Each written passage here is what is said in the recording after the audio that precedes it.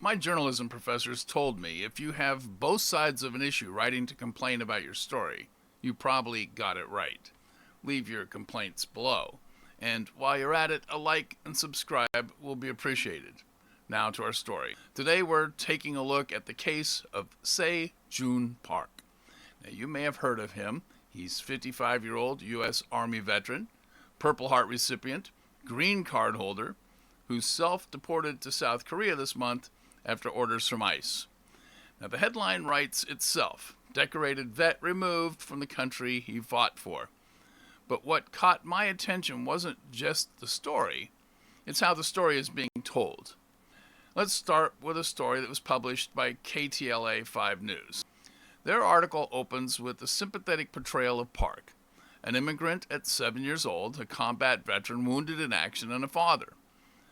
But you have to scroll all the way down to the 6th paragraph before KTLA makes mention that Park served 3 years in prison, and he has a deportation order going back to 2010.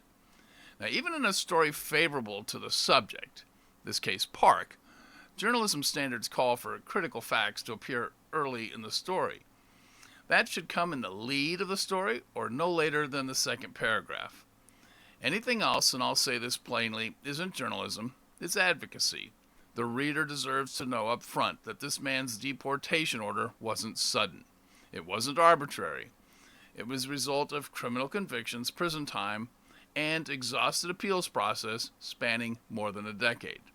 In a June 24th, 2025 report in Newsweek, it cites Mr. Park's criminal history isn't limited to only drug possession and a missed court date. It includes possessing, manufacturing, and selling a dangerous weapon, carrying a loaded firearm in a public place, assault, criminal possession of a controlled substance, and then, of course, missing the court date when it was time to answer all those charges. Now, to the story, that matters, because if you leave out those details, you are shaping the reader's emotional response without giving him all the facts. That's advocacy journalism. It wants you to feel something, but not think too hard. It's a breakdown of the journalistic mission.